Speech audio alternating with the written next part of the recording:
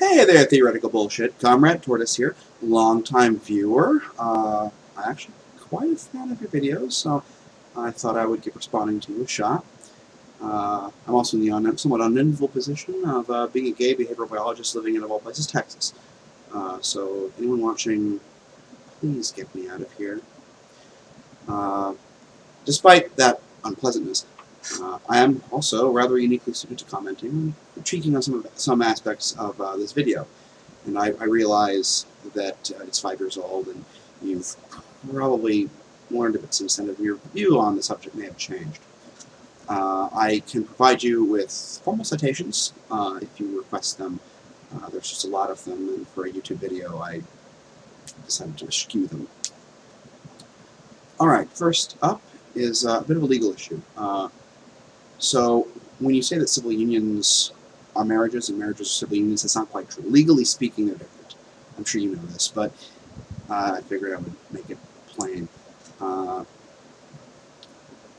Civil unions could simply be secular marriages, but they don't offer the same legal recognition. They provide many of the same state benefits, but not all of them, and they provide none of the federal benefits. So they're also not transferable between states, nor, for example, do they qualify someone for legal immigration. If I were to say, get civil unioned to a German. Even married gay couples in states who are properly married can't actually receive federal benefits, which is especially important for gay couples where one or both are in the military. This affects things like base housing, relocation assistance, when someone gets moved to a different base or whatever, survivor benefits, etc. Okay, so the main thrust of this particular video involves your bit on homosexuality as a learned preference.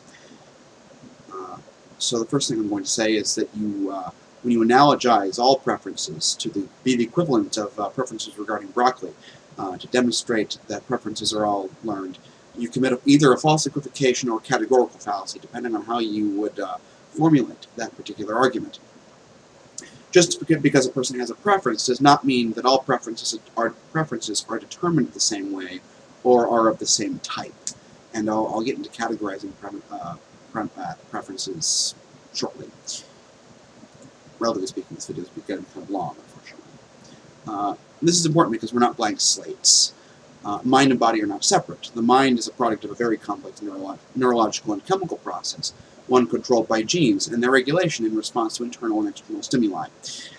And because behaviors are very important for animal survival, they determine who survives to mate, how many offspring they have, and the quality of those offspring. So they're subject to natural selection.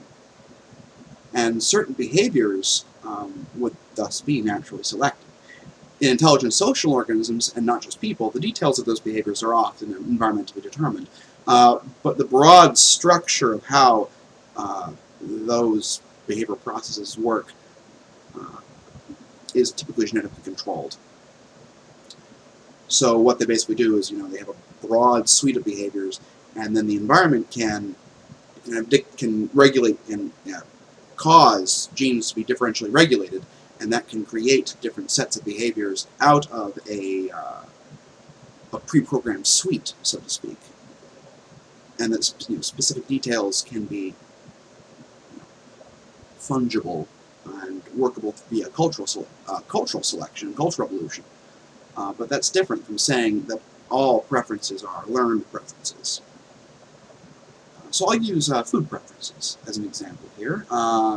Then go on to mate choice in females, human females, and use that as a stepping stone to then talk about homosexuality.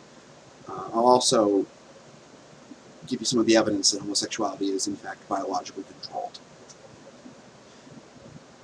Okay, so food preferences. Alright, humans have fairly broad preferences in foods. I'm sure you can understand that one. Within which more specific preferences are nested. For example, all humans have preferences for salty things because we need salt to live. Fatty things because fat is a really good energy source, and sweet things also a really good energy source.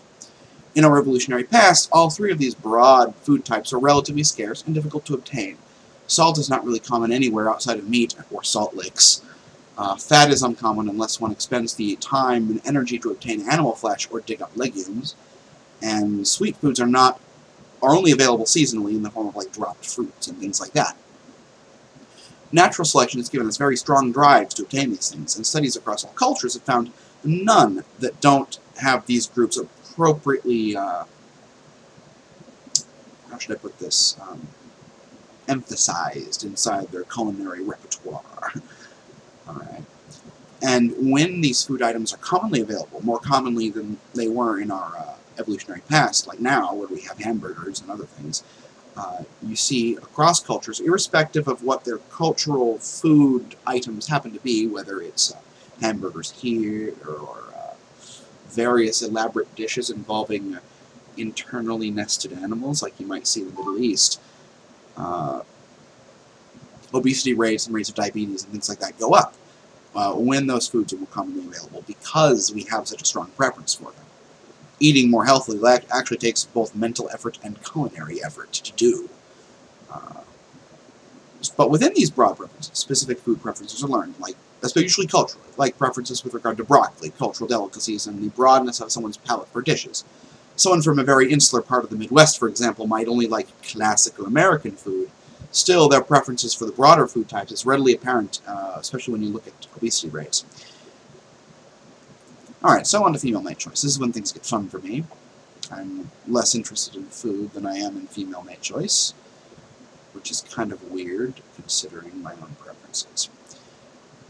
Alright, so if mating preferences were strictly learned, we would not expect to see consistent patterns. We would see similar patterns what we see with things like broccoli in the U.S. You either like it, you don't. It's kind of haphazardly distributed. We don't see that. We see, across time and across cultures, certain preferences that are fairly stable.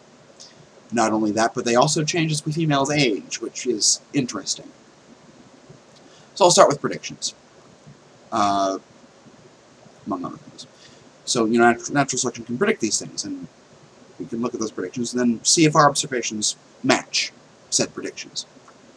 So, we'll start with the premises here. Offspring are expensive for females, in many ways, metabolically, death in childbirth, predation risk in pregnancy, a long dependent period, which is a period of complete dependence, is something like 5 years in humans, with an additional 10 to 20 years of varying degrees of parental assistance. We can thus expect that in a social species with some biparental care, human females will select mates that bring certain things to the table in terms of offspring survival and competitiveness, such that grandchildren can eventually be had, and not just have little screaming worm babies, but a second generation of little screaming worm babies. So the first of these is protection, both during and after pregnancy. Social status. Social status can be its own protection in Machiavellian apes like us. Children can inherit status from their male parent, etc. Child rearing assistance, it's a good thing. Resources, good thing. And physical health. Physical health is kind of fun. It's the simplest thing to really deal with because it's independent of the other things which tend to tie into each other in some interesting ways. So I'll talk, in that sense, I'll talk about the immune system and developmental stability.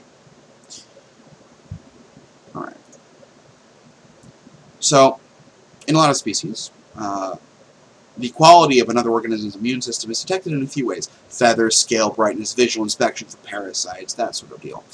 In humans, there is, of course, visual inspection for obvious infections and parasites. But even more interesting is smell, actually. Body odor, with it, carries with it scent markers for the major histocompatibility complex, or MHC, which is a massive set of proteins that allows recognition and destruction of foreign cells. The more diverse the MHC, the better the immune system is doing its job. We can predict then that females, if they can detect this, which they can, would prefer mates whose body odor indicates a diversified MHC, one that is different from their own. And this is exactly what we see. Alright, females, when given the sweaty t-shirts of males and asked to rate them based upon the attractiveness of said body odor, yes, I know, that mental image is hilarious to you, but scientists have actually done this, and after having typed both the MHC of the female and the males participating in the study, Females show distinct preferences for body odor that indicates an MHC significantly different from their own. Developmental stability is another thing. That's detected by, facial symmetry. If the face is symmetrical, the smoother development went for the male in question, and thus the more likely his genes won't introduce issues in the development of a fetus that compromise its health. And females do display this preference over and over again in studies. In fact, males also do. Alright. The other four interact in some interesting ways, and I'll go through them, along with what generally creates them, and thus how some of them can be negatively correlated. And this leads to a trade-off that you can predict in females, and then subsequently detect. So protection is the first one I'll talk about. And this is the willingness, and I'll define this as the willingness and capacity to physically fight on the female's behalf. Either to protect her and her offspring from other males, or from predators. I hate saying it, but even now, a very important mating strategy for men has been to deny females the ability to select their own mates, i.e. rape. It is less common now than it was in, say, the Middle Ages, when a woman would be raped if an army came by, but it still happens to a fourth of women.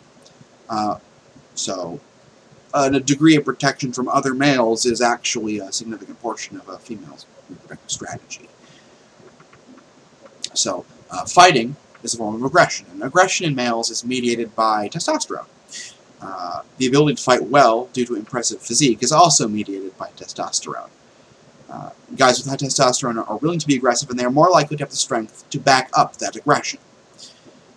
In youth, aggression is also a primary determinant of social status. In other apes, it is the primary determinant throughout life, because young males do not have the resources or accomplishments to build social status in other ways.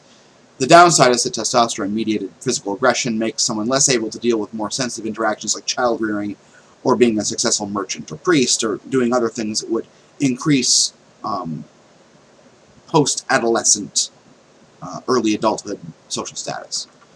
It also leads to abusive controlling behaviors, which females, being that they like their mate choice, that is a problem for them. Social status on its own is wrapped up in a lot of other things. It can create protection because people are afraid to rape the wife of Lorenzo de Medici, for example, not because he might do what he might do directly, but because he might send his minions to drag you off the top of the Palazzo della Signoria and throw you off.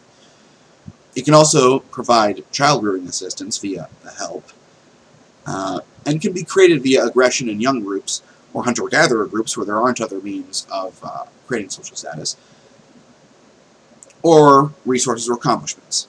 These are both negatively correlated with aggression, however, because of what I mentioned earlier. An aggressive person is not going to be the one likely to make a good business deal or to successfully navigate the social craziness of being a priest. It's just not going to happen. And so aggression becomes less important as someone ages. Right. Child-rearing assistance is also wrapped up in a few other things. But here I will primarily talk about the willingness of a male to commit resources to one's mate and her offspring. Females want that investment in time and resources. They need it. It's very difficult for a single parent, especially in a more primitive culture like what we evolved in, to raise offspring on their own. Sorry about that. Alright. And so they would prefer, all things considered, that all of a male's attention goes to them and their offspring. So, even though opportunistic polygyny, or multiple females in a group with one male, has historically been the most common mating system through the majority of human history, this is only because the Gini coefficient, so to speak, of most pre-modern societies has been very high, and the resources and social status were monopolized by relatively few males. Thus, women were better off being second wife of a rich man than the only wife of a poor woman. And there are actually models that show this in multiple species, not just humans, that polygyny is stable under those conditions, where one male monopolizes enough resources that a female who decides to join his harem is still better off in terms of the amount of care that can be provided for her offspring inside that harem than if she were with a single male with fewer resources. That said, in humans, pair bonding, and thus the willingness to invest in a woman and her offspring, is controlled by two hormones. Oxytocin, which in addition to stimulating milk production in women, when released directly into the brain, is responsible for short-term feelings of warmth and social bonding. It also triggers the release of another one, vasopressin. Vasopressin is more important here. Vasopressin, which when released over time, creates long-term pair bonds between males. The willingness to work and invest in a mate, and which is, the willingness to work and invest in a mate. The density of the receptors for vasopressin is actually controlled by one gene, subject to Mendelian inheritance. It's a very simple one-locus system. Homozygous recessive is a guy unable to commit, as in the density of receptors is insufficient to permit them to commit to someone. These people actually exist. Heterozygous is the average guy. Joe Schmo down the street, basically. And the homozygous dominant is the guy who will stay with a female forever, change religions to be with someone, etc. The adorable ones. That's what I'll call them. And this is inherited independent of other things. So this doesn't necessarily correlate with any of the other ones, but the ability to potentially realize this pair bonding might change. A high aggressive male with a really, really high pair bonding instinct might be kind of crazy and possessive and stalkerish, for example. But when a female's young, the male doesn't have the resources to provide decent parental care. They're not established, they don't have their own house even, for example. It's, that kind of deal. So this gets down prioritized. We can predict that this gets down prioritized, and it does.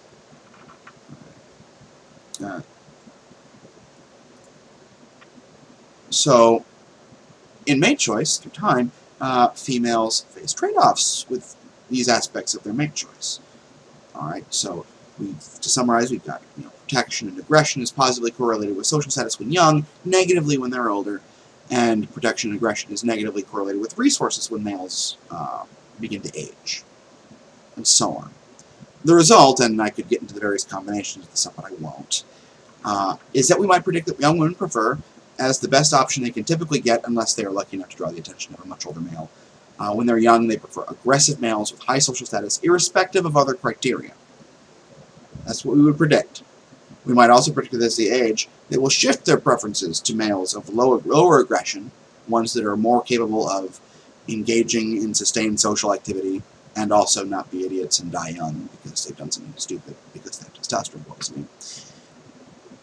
Alright. High status, high resources, and good childcare ability. And this is what we see. Alright? They might say they have different preferences, but when you actually do the studies and do the work and observe what females do as they age, they have these preferences. There's some variation, of course, but evolution does predict some variability here. Mostly because there's almost always some variation in behavior. It's too labile and crazily regulated for there not to be.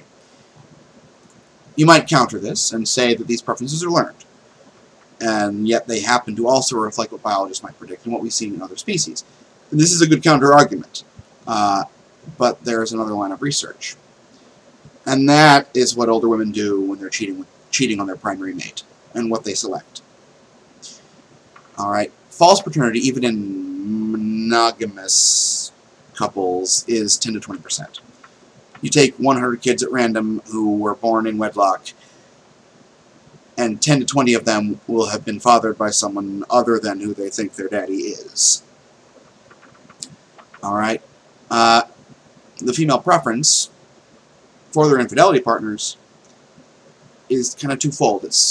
They go after the aggressive male, younger male, aggressive male, and the one with good physical qualities, which can be inherited independently of the other things. So, strong jaw, waist-hip ratio of, 0.95, that kind of deal. Alright, this is because they always have to make trade-offs, even when the cards are in their favor. There's only so many males, and you find what you can get, and they're not always optimal. Okay. They might not be able to find a mate with the right social. They may be able to find a mate with the right social traits, but they may not be able to find that same male, same quality social male, in terms of their genetic fitness. All right, they might not be the best genetic specimen. So the female will shop around for genes. All right, so they also are served by this by diversifying the behavioral portfolio of the offspring. So not only are the traits of the male important for the female's raising of the offspring, but also for the offspring themselves and the behaviors they'll bring to the table later on when they're grown up and they're reproducing. So, and because these are alternate mating strategies and the environment is not particularly predictable all the time, it's good not to lay all of one's proverbial eggs in one basket and diversify the genetic and behavioral portfolio of said offspring. And it's specific to when they're ovulating. Females are more likely to cheat when they're ovulating, and they're also more likely to go for the more rakish male when they're ovulating. Their preferences actually shift. If they're given images of men in a variety of contexts and are asked to pick which one is most attractive when they're ovulating, they will select one group. When they're not ovulating, they'll select the other. Same women. It changes. You just have to wait long enough that their memory of their original choices faded away. Alright. And this is confirmed in other social monogamous species. Other social monogamous species do the exact same thing, and the great tit, and I do mean the bird, not the secondary sexual characteristic, doesn't learn this behavior. So I realize this thing on, female mate choice seems like a bit of a tangent, but it isn't. I use it to demonstrate that preferences can be of different sorts. We have preferences that are themselves subject to selection, such as preferences for mate characteristics and broad preferences for food.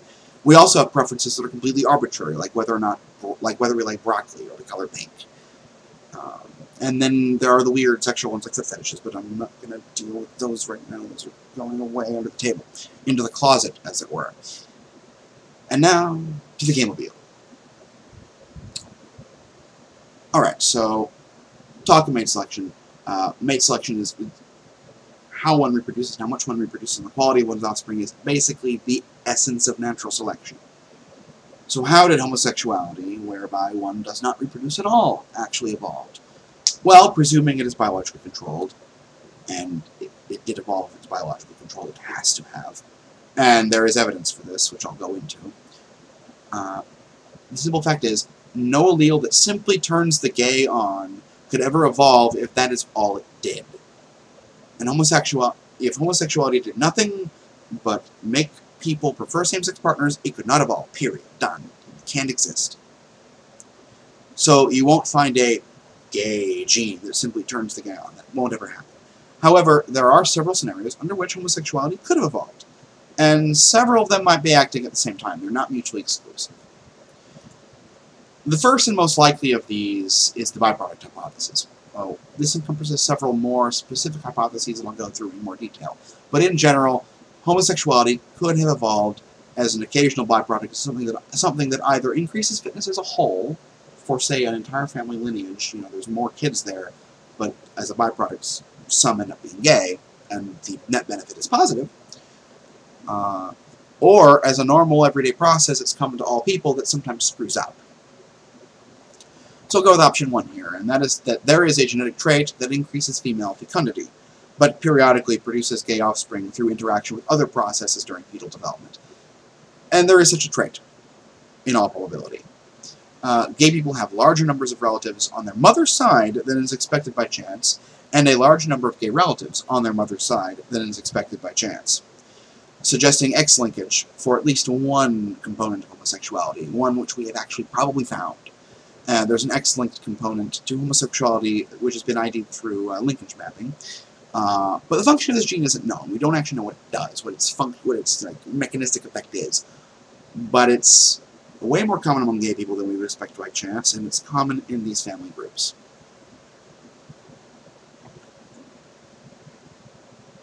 Alright. Option 2. A normal process has a complicated genetic control mechanism, some combinations of genes produce a gay person. Alright, so a lot of brain development and a lot of development period is controlled by additive trait loci. Genes that add to each other in effect. So you've got like 8 genes, and you've got like a 1 or 0 off switch for each one, where a 1 adds to a certain continuous trait, and 0 does not add. Alright. These are responsible for continuous things like height and other things throughout the genome. Broad-scale temperament is probably largely determined by these genes. So an angrier person would have a certain number of, say, testosterone receptors, for example. And they would have more than a not so aggressive person, and that's controlled by several genes inside the regulatory pathway for determining how many of those they have. Alright. But the other thing about development is that while we have the human genome sequence done and annotated, we have the genes named, and we have gene families for them, we know which ones are related to which, we don't know what they all do.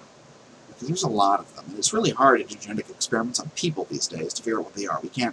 We can't go through and create a knockout fetus and then see what happens. That's not allowed. The ethics committees will not let us get away with that anymore. So we don't know what they all do. So keep that in mind. All right. So where was I? Where was I in my brain? Okay.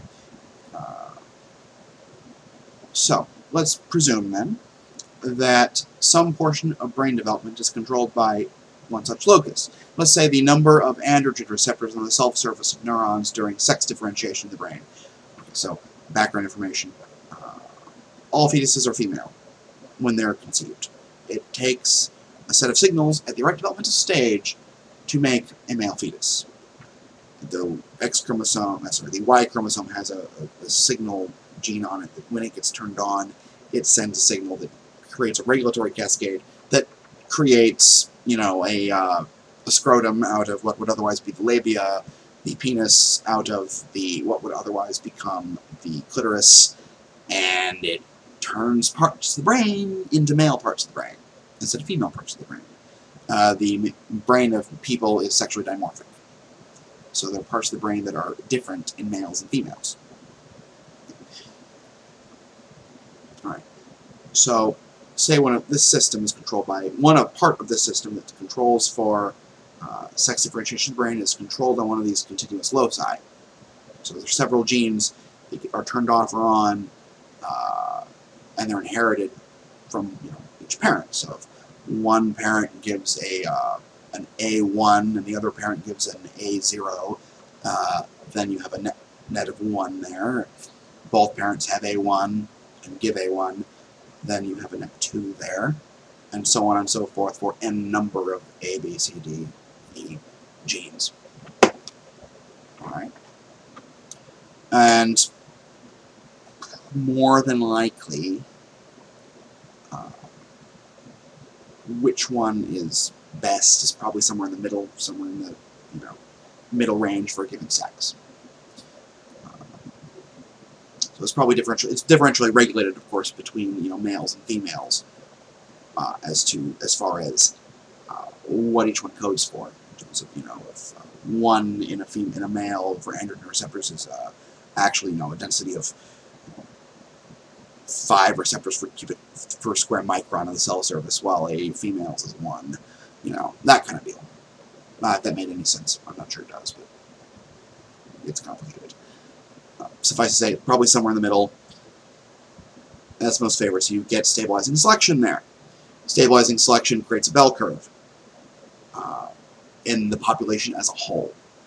So you have this normal population, so you have this regular population, this is a normal process going on, nothing weird.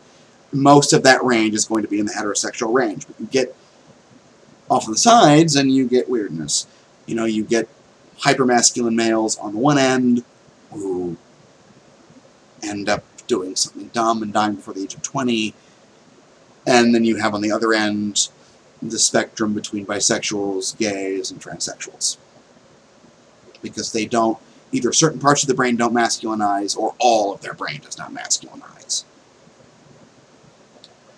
Alright, and there is evidence that this sexual dimorphism in the brain is the functional, like, very, very proximate mechanism by which homosexuality exists. How it gets there, we don't know, but this is fairly probable. Something like this is fairly probable, or at least contributes to it.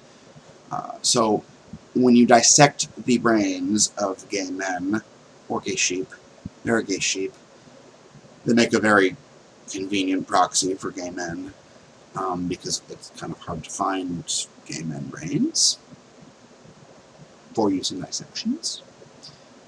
There are parts of the brain, particularly the hypothalamus, that are responsible for the processing and cognition of sexual stimuli. So, mate selection, basically. And it's larger in males, heterosexual males, than it is in females. And that entails a lot of other functional effects. But in gay men, it's female-sized. In lesbians, it's male-sized. In bisexuals, it's somewhere in the middle between the two. And we see this in sheep, we see it in humans, other organisms as well. Option 3, and this is kind of weird, is because it's not strictly genetic, it's the fraternal birth order effect. So, irrespective of whether a male child is raised with his biological sibling, so he could be raised separately or apart, doesn't matter, the results are the same. So we're not talking about a learned response to having multiple brothers or something. For every older male sibling one has, one's chance of being gay increases by 33% calculated from baseline. So if the baseline is 2%-ish, you end up with a chance of being gay if you have one older sibling that's male of 2.66, or if you're the third son, you have a chance of 3.53%, and so on and so forth. And this is probably a weak immune response on the part of the mother to a male fetus in development. So sometimes the androgens and such that creates maleness in the brain can cross the placental barrier and create an immune system response on the part of mom. And because the fetus shares mom's immune system, it can attack the developing brain. It won't do it very efficiently because it still has to cross the placenta, which is hard, and a lot of things can't do it. A lot of the larger cells can't. So you're not going to get like macrophages going in there, but you'll get T cells that throw antibodies out and such like that. That prevents the male brain from becoming fully male, either fully or completely. In some cases, and you end up getting transsexuals out of it. So it doesn't sex differentiate completely, and you end up with a gay baby as a result. And to add further wood to the fire here, there are twin studies that have been done. And whether or not the identical twins are raised separately or apart, it doesn't matter which one. There's a 50% rate of concordance if one's gay or bisexual. So if one's gay or bisexual, the other one is 50% likely to be gay or bisexual. And this suggests a heritability of 50%. Heritability is the amount of variation in sexual preference attributable to genetic variation alone. It's 50%. So controlling for all other factors, rate, environment, everything else, by having twins raised apart and all that fun stuff, the rate of the amount of genetic control over that is 50%. And the rest is probably attributable actually to the fraternal birth order effect, which with a 33% likelihood increase, again calculated from baseline, per older sibling is a pretty big effect once you've thought about it with a wide spectrum over the what kind of variation in genes actually exists here. So anyway, I hope you liked that it was lightning and that I made sense. This is my first real response, and to anyone, it's not just a Latin translation of Disney videos.